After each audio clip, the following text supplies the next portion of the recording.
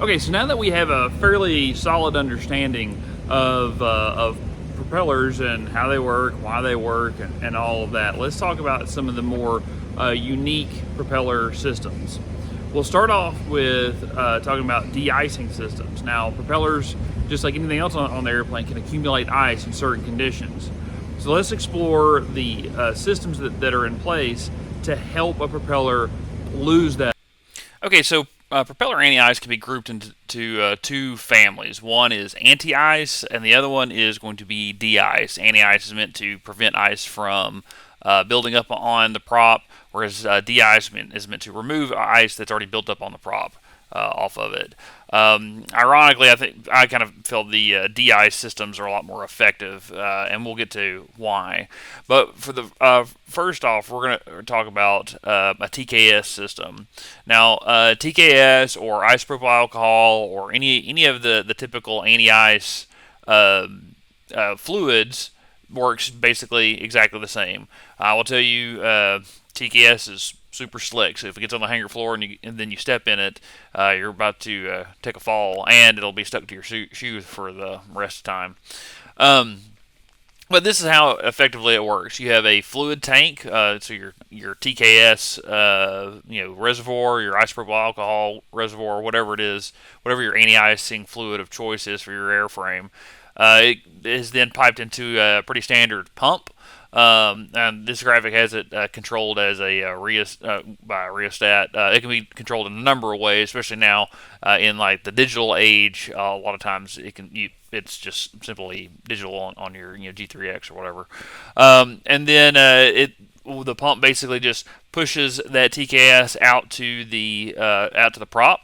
Then dumps in what's called a slinger ring. I'll show you one of those here in just a second. And the slinger ring does that just like that. It deposits the fluid on the base of the prop, and then it's the prop's natural forces, the centrifugal force, takes that TKS and slings it down the prop, and it effectively covers the prop in TKS, thus causing the ice to fall off.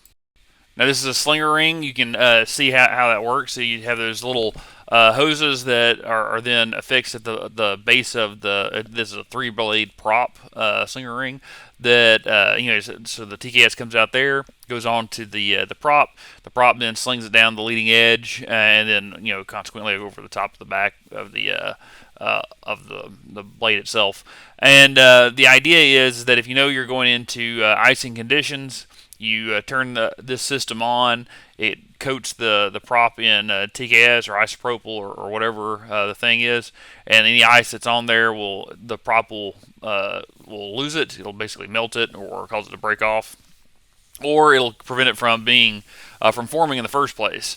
Now, this system is effective for the length of time that you have fluid. The problem with the system is that the fluid usually doesn't last as long as you need it to last. You might have only just a few minutes of your anti-ice system, your fluid, your TKS available to you, but you might have a long way to go in the clouds or in icing conditions, or in an emergency you don't even know how long that's going to last. Generally not the preferred method, but it is a common one that's out there. To kind of get people out of a bind, but not really as effective as some of the other systems.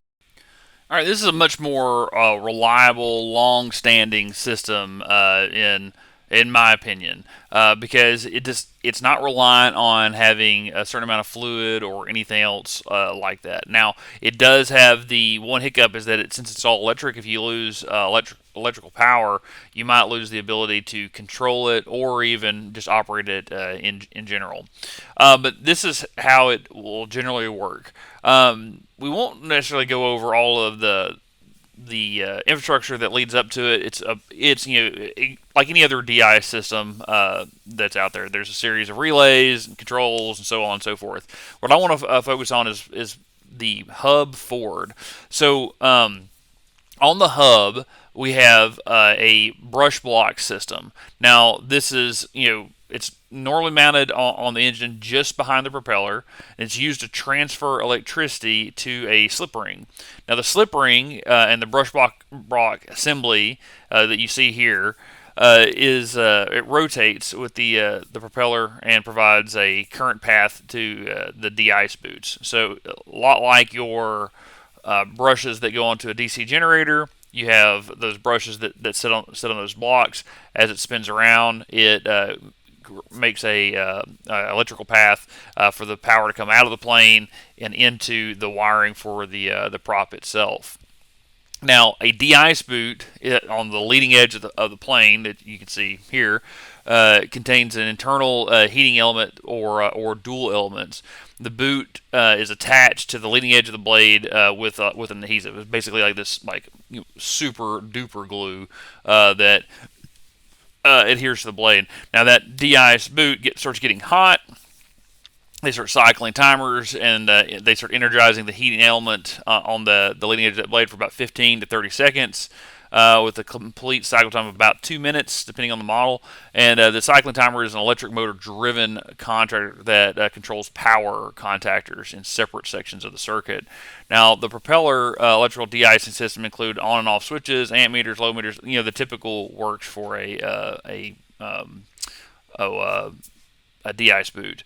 Now, it gets hot and then cold and hot and cold, and so basically once you get into an icing condition, you turn this thing on, it starts getting hot, and it generally will just prevent ice from forming in the first place.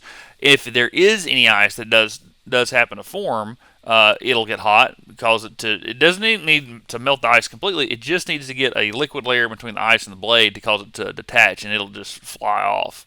Now, a couple of things to know about these systems. You'll find a lot of the especially like the one I can think of it the most, kind of classic example, is a DC-3. If you go up to Google like Buffalo Airways, and you can see the sides of their DC-3s all have paint missing right below the cockpit, in line with the prop. And the reason being is that they catch ice all the time where they're at. They turn that prop heat on, and it starts getting rid of the ice. Well, the problem is it slings it off. Well, as it slings it off, it throws it into the side of the airplane, and it causes it to impact on the side of the airplane. So you have all these dents and missing paint and stuff from the ice getting slung off. So it's just, generally speaking, it's better just to not fly on ice at all. But if you end up having to do it, just know that that's going to be a byproduct of using a system like this. However, it's very effective at keeping ice off the prop. Now let's go over propeller synchronization systems. Okay, so propeller synchronization is basically there for the comfort of the pilot and, frankly, to a certain extent, for the preservation of the aircraft.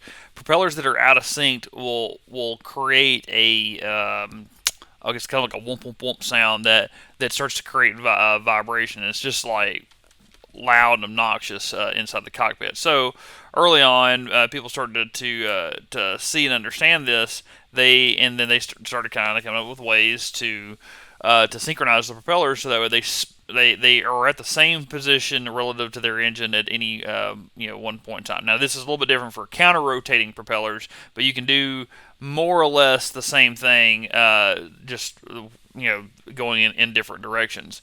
So synchronization provide a means of controlling and synchronizing the engine RPMs, primarily is how they end up doing it.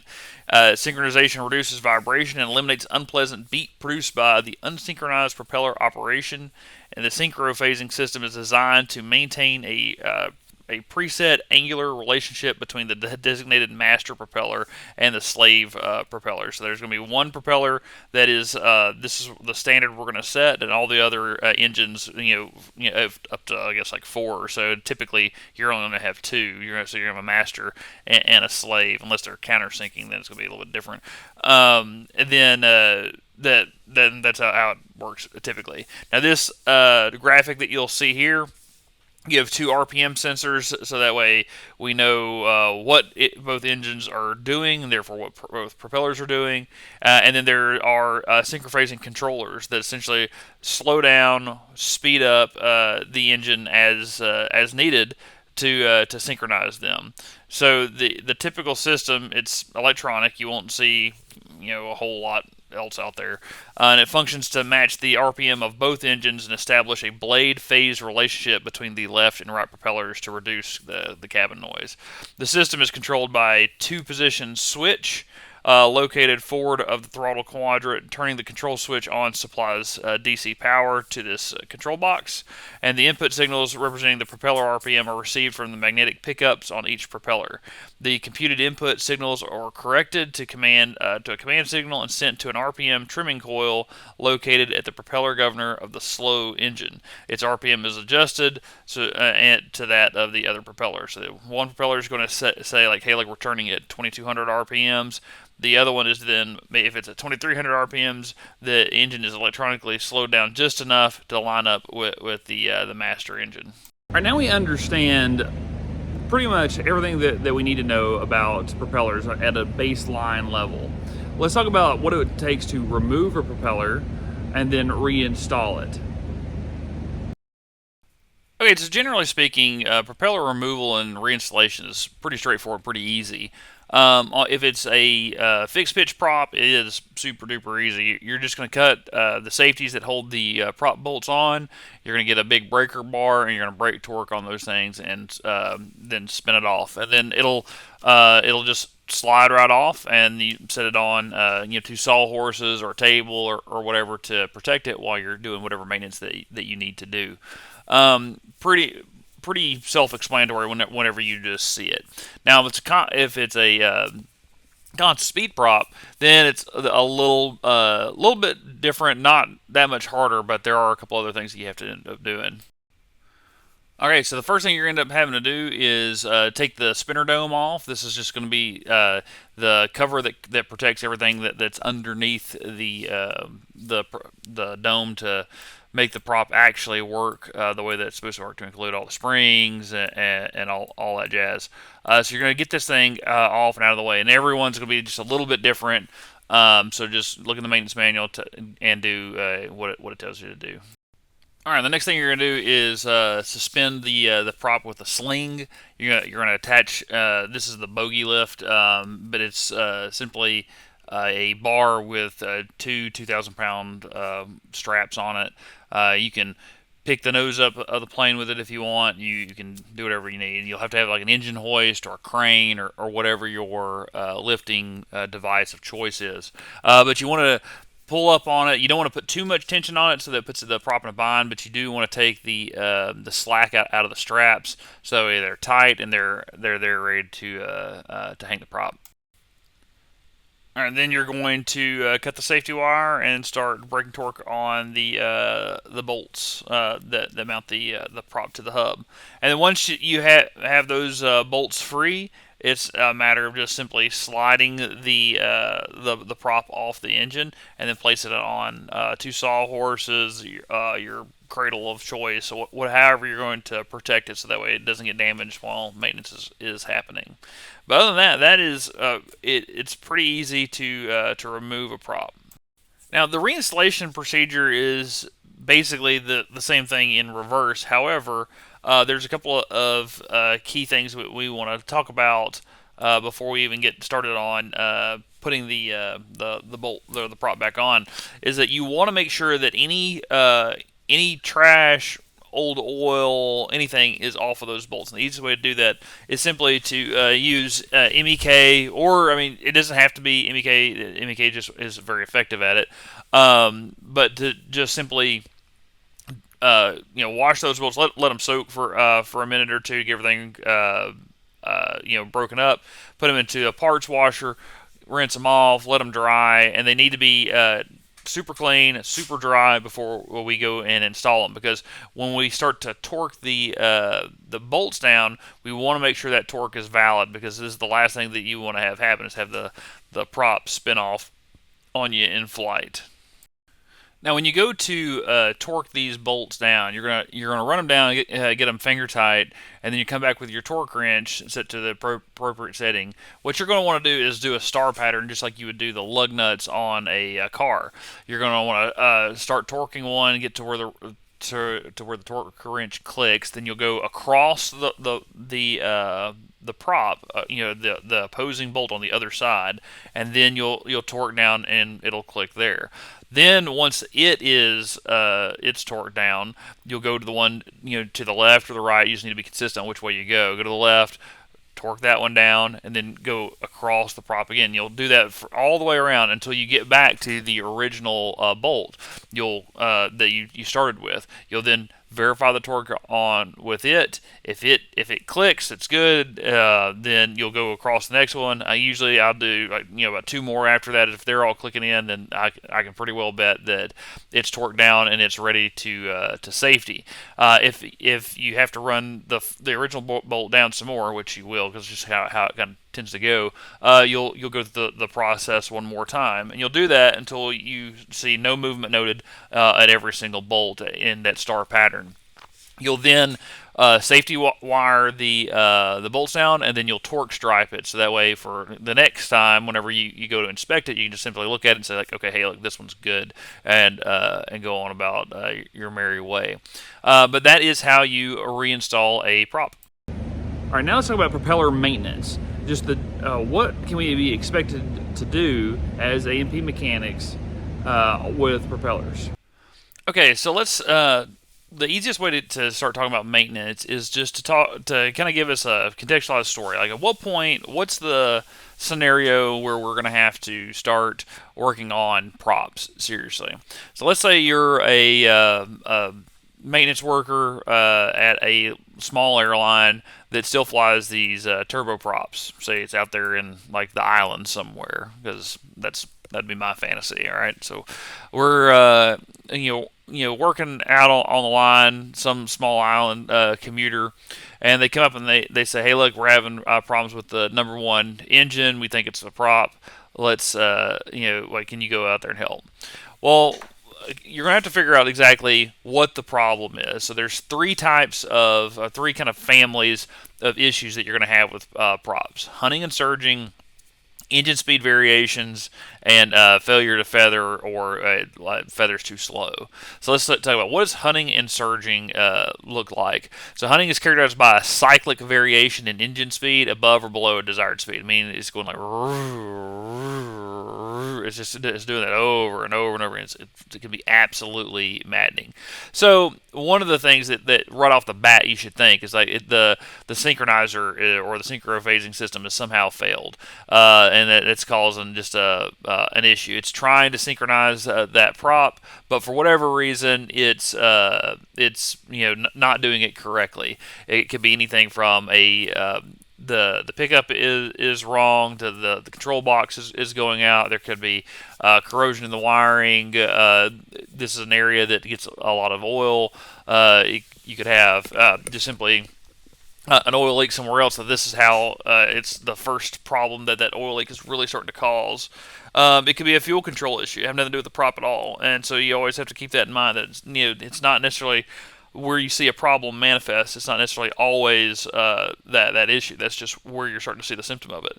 And then lastly, the governor could be going out. And the governors do have ADs that come out on them. They do have to get overhauled every once in a while. You have all these things that the governor has to do, and so that is the way you would handle hunting and surging. Now, let's say what if the engine speed varies with flight altitude?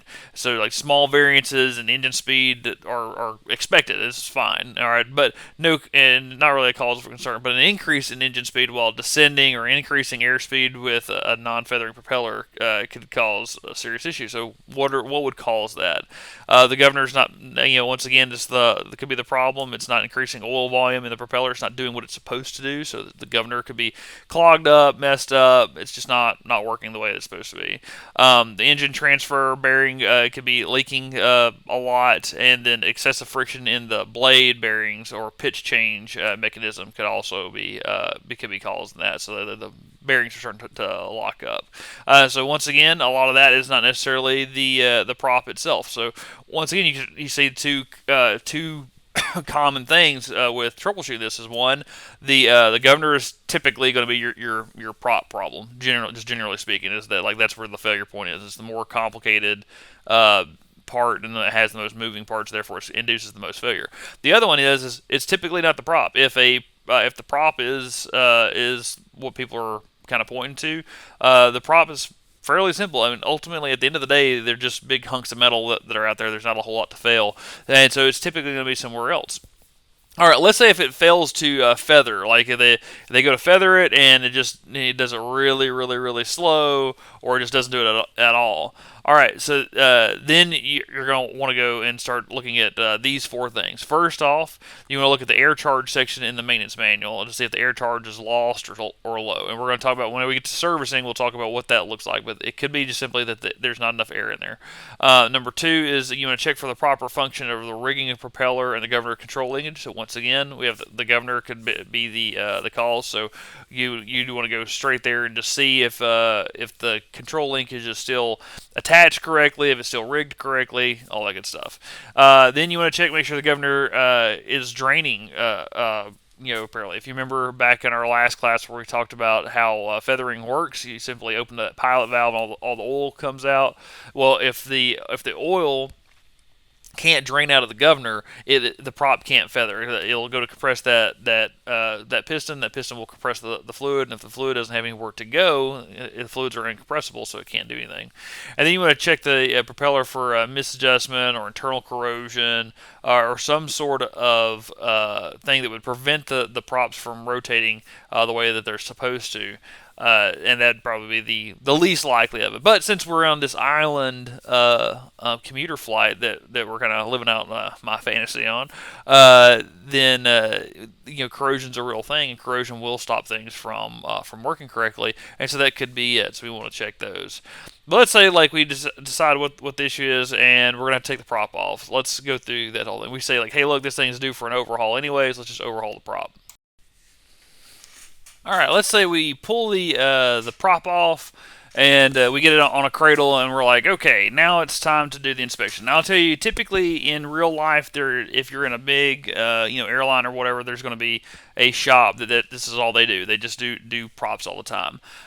If you are a small maintenance shop, you're going to probably there is a chance that you end up doing your own, but there's a lot of guys that will just simply take it off, crate it, and they'll ship it off to a prop shop. That's all they do. They simply just overhaul props all day, every day. Have all the parts and pieces and overhaul kits and all other good stuff. They have a NDI, NDT capability in-house. They just do it right there, then they mail it back to you.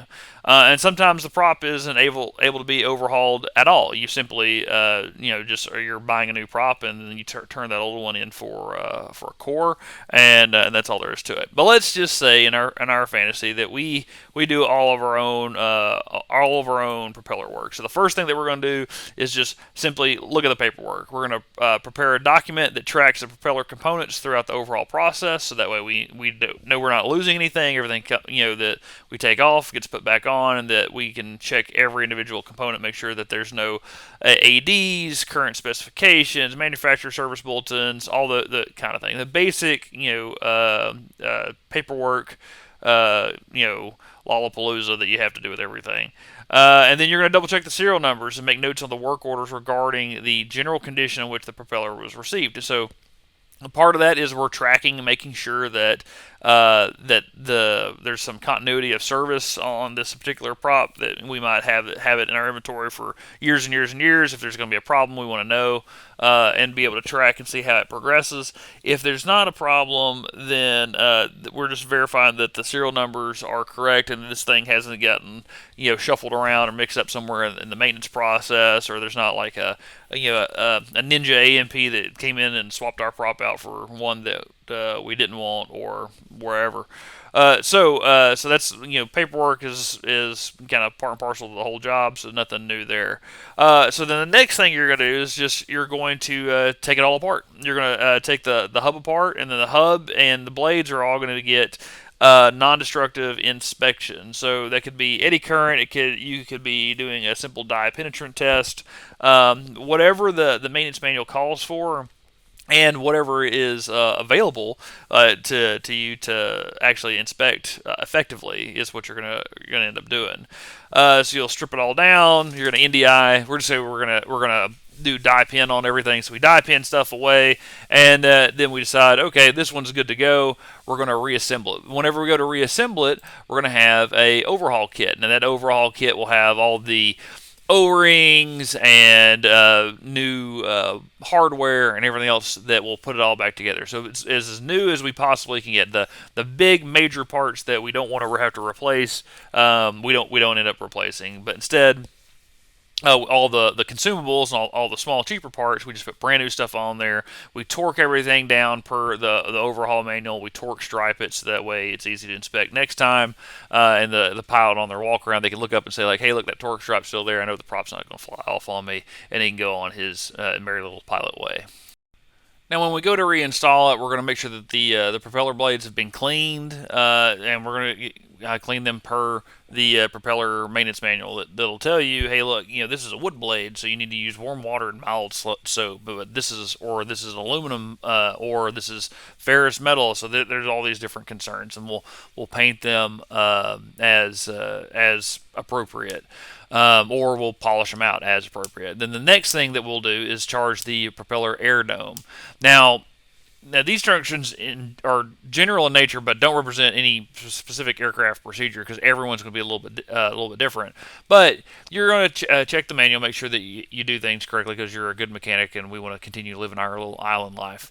All right, so you're going to examine and make sure the propeller to make sure that it's positioned on and start on the start locks using the propeller control, and then charge the cylinder with dry air or nitrogen. So we're probably going to use nitrogen because we're a 121 operation. We got the money for nitrogen and all that good stuff. But if you're in a small GA shop, that you may not have that capability. So you just use shop air or whatever. But we're going to say we're going to use nitrogen. So anyways, we're going to charge it to the correct charge, identified by checking the table that's going to be on the side of it. So we're going to say that our temperature is in the 90s, so we're going to put it to 84 psi on nitrogen, and we're good to go there. Then the next thing that we're going to want to do is lubricate the prop. Now, every prop is a little bit different in the way that you'll do it. You might have to do just attach the grease gun up to the little male Zerk fitting and start pumping grease until you see grease come out of a preset point. So in this case, we have like a grease fitting that has to get removed. That grease fitting will come out, and you keep on pumping grease until it starts to shoot out of that old grease fitting over there. Sometimes it'll come up around the hub or whatever, and you'll want to push all the old grease out. So you'll see like old grease out, old grease come out, and then also new grease will come out, and then just how you know it's properly lubricated.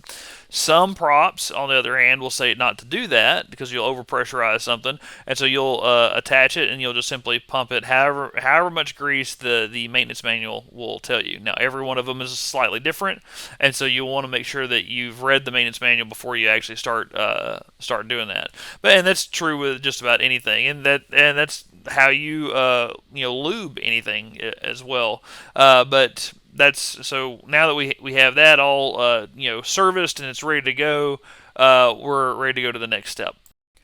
All right, so we reinstall the propeller. We give it a good crank it up, and it's going just fine. But then a bongo truck comes by and kicks up a rock. It goes right into the propeller, makes a huge nick, and all of a sudden it starts running rough again. And so we're like, roll our eyes that we had just done all this work, and now we have this problem with this propeller. So we shut it down. We go out there, and we're just going to do a general visual inspection. So these are something we do all the time. So it's just kind of almost by memory. But we also have a GVI checklist that we pull out and start going on. So we're going to look at the blades and spinners and external surfaces for any excess oil or grease, so they wouldn't see that. That's, it just came out of service, and so we know that everything is good and doesn't look like the rock caused any problems. We're going to check the welds and braze section of the blades and hubs for evidence of failure. We had just done the NDI, so we know that that's good, and it doesn't look like there's any cracks or any major nicks or dings there. So from the rock, so we're okay. That's not our problem. Then we look at the spinner dome and shell attachment screws for tightness. Those are also good. Our torque stripe's still on there. The safeties are still in place, so that didn't cause any problem. And then we just check the lubricating requirements to make sure that the rock wasn't just incidental and it's actually our problem is that we didn't service it correctly. But those are all good. And then finally we look at the blade, the spinner, and the hubs for nicks, scratch tracks, or flaws. And then we see that in fact the rock did cause this massive knock in the blade, and we're now going to have to pull this whole thing back off so that way we can blend the blade and then rebalance it. All right, once we get the propeller off, we're going to start to blend out the big nick in the blade. We're going to start with our more aggressive file and get it to where that nick is down a little bit. Then we'll progressively get to a finer and finer file until eventually you can never really even tell that there was ever a nick there in the first place. It's smooth to touch. It doesn't catch our fingernail going either way. It's nice and pretty. At that point, we know it's good. Now, let's just say typically you can do this without taking off the prop. But let's say that this nick was so bad that we want to make sure that the balance is still good on the blade. So what does it look like to balance the blade now? So we're going to take the propeller and we're going to put it on our balance stand. Now the balance stand, like the one that we have here at the school, is just this little blue stand that has two rails on it and allows you to take a mandrel and put the mandrel through the hub of the blade, and then you set the blade into the stand. And if the blade is balanced, then it will just stay wherever you put it. It's not going to want to rotate or do anything like that. It'll just sit there, and that's all there is to it. If it's unbalanced, you'll then turn around and be able to watch the heavier of the two blades fall to the bottom. So you'll do a vertical check and then a horizontal check that you see here. You'll put it vertically and see if it falls one way or the other, and then I always do both blades. I'll do one blade up, and then if it doesn't fall over or do anything, then we know that it should be good. But to verify it, we'll turn around and do the other blade to the top, and it should be balanced perfectly. Then you do the horizontal one. You only have to do that once, and if one blade falls down, then you'll know that, hey, look, we have an unbalanced blade condition. Okay, so for our three-bladed prop, which is more likely what we're going to end up having on our fantasy commuter turbo prop, you're just going to simply do the same thing. It's the exact same process. You're just going to rotate each blade to the downward position. So you'll start with one, then you'll rotate it once, you rotate it the second time, and then finally the third time. And what you're doing is you're checking those other two blades rather than the one that's down to see if they're heavier than the other two blades. Because if they are, it's going to want to rotate down. And as you kind of go through this progression, you'll be able to see which blade is actually the heaviest out of all of them. Now let's say one of our blades is out of balance. What do? Let's say we took too much off of one of those blades, and now it constantly is getting pulled one way or the other by one of the other two blades on the hub. What we're going to end up doing is adding some balancing weights to the hub. Now every hub is different, every propeller is different, and you're going to have different balancing kits that you leverage to correct that condition. So you're going to go to the maintenance manual and you're going to go through the balancing procedure, which is going to be different for every single prop, and you're going to make sure that it's within tolerances before you install it back on the aircraft. Now, why do we go through all of this pain? Is because we want to curtail vibration. If one of these blades is heavier than the other blades, what's effectively going to do is, as starts to go around the prop as it's operating, that centrifugal force is going to be a lot greater on the heavier blade than it is on the lighter blade. Now, not only does that just shake us to death, like just because I mean it's just like if you want to see what this looks like, take your shoes off, put it in your wash machine on one side, and then turn it on, and watch the wash machine just completely eat itself. There's even videos online where people have taken cinder blocks and put them into wash machines, and the wash machine will just simply eat itself in about 30 seconds. And the same thing could happen to your engine. It'll just completely, just basically wear itself out because of this crazy imbalance in forces. But yeah, and the other thing of it is just shaking you to death. So you don't want that. So you want it to be in balance. You want to try to curtail as much of that vibration as is humanly possible. But let's say we did that. It's balanced perfectly, and we're going to put it back on the aircraft. Now we want to track and make sure, or we want to do the tracking and make sure that it is also okay. Now, tracking the propeller could also, or an out of track condition, could turn around and create a situation where it also creates a lot of vibration, but not because it's unbalanced, but because it is cutting a different slice of air than everything else, creating this kind of like this, hop, in helicopters you call it a hop, but like essentially it's the same thing on the front of the plane. So we're going to turn around and make sure that those blades are directly in line with one another. Whenever it comes down, the other one follows right down the exact same path behind it. Now, in order to do this, we're going to chock the aircraft so it can't go anywhere. We'll take a spark plug out of the cylinder if it's a GA airplane. If it's a turboprop, generally it's a little bit easier to turn. We're going to rotate so that way one blade comes down. Then we need to have some sort of fixed point to judge it off of. And there's about a dozen ways you can do this. In the graphic here, they have a fixture that they attach to the cowling and come off. You could do that if you want. I have typically, my kind of go-to way to do it is take a dry erase marker and then mark a spot on the hangar floor, so that way, like, I can sit back and I can watch that blade cut directly in there, and I'll get somebody else to turn it, and I'll watch those blades come around, do it several times to make sure to correct for if I kind of move my head or anything else like that. You can do it that way. You can, in this situation, here's a wood block. It basically has to kiss it. The next one has to come around. It also has to kiss it in the same way, plus or minus 1/16 of an inch, which is basically like very, very small tolerance, and it'll track right behind it.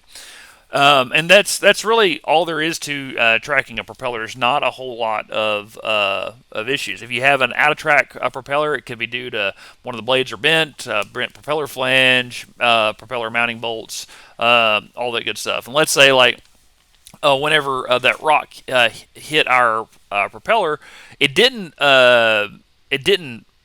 bend it or do anything else. It nicked it, but it also caused it to be kind of out of kilter than the rest. We start noticing that every one of these blades seems to be at a certain angle, and this one's like really, really aggressive. That the rock hit it and just knocked it completely out. So now we have to adjust that. So let's talk about adjusting the blade angles. Okay, so to do the inspection, we're going to have a propeller protractor. Now, you may have used this at this point in airframe to deal with setting flight controls and things like that. There are about a dozen different versions of propeller protractors that are out there. This is by far the most common one. It is also very expensive tool. However, there are also very common digital ones that you can use to set the angle that's required by the maintenance manual for the blades. Now, if you want to get involved with helicopters, this is something that you'll do a lot. You change a tail rotor out. This is a thing that you're going to end up doing on a regular basis.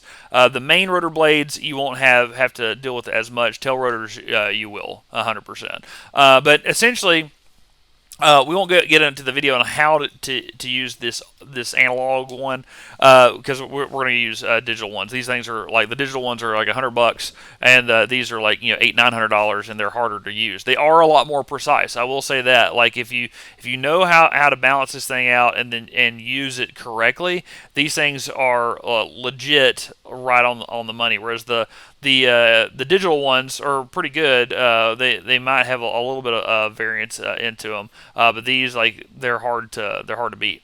But either way, you're going to use a propeller protractor of some variety, and then you're going to measure and see what angle is the blade at. And so then you're going to say, like, okay, well, if it's at like 30 degrees, but the book says, hey, look, it has to be 20 degrees plus or minus 1 degree, you know that whenever the rock hit it, it knocked it out 9 degrees. Now you're going to have to go in, go through the process of loosening up the blade. You might even have to take the prop off again, and then make the adjustments to the appropriate angle, and then retorque everything down. And once it's all done, you'll come back around again and verify that it didn't move. And that's how you know that you've set the prop angle correctly. And every, like I said, every propeller is going to be slightly different in this regard.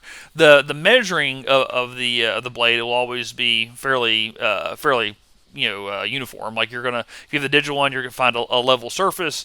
You'll zeroize it out. You'll put it on the blade, and you'll say, okay, hey, look, this thing is sitting at 30 degrees or whatever the thing is, but like the adjustment of it will vary greatly depending on what prop you're working at, and what the in particular conditions are in. So it's always very, very important, especially with stuff like this, to follow the maintenance manual, because there's ways that you can do it that will seem right, but whenever you actually start looking at in the book, it's actually way wrong, and it's for some sort of nuanced thing with just that propeller. But yeah, so let's say we get that all fixed up, and now our plane is ready to go. We can return to service, go home, collect our overtime, and take a nap. Then go to the beach because we live on an island. But yeah, that basically kind of concludes our conversation on propellers.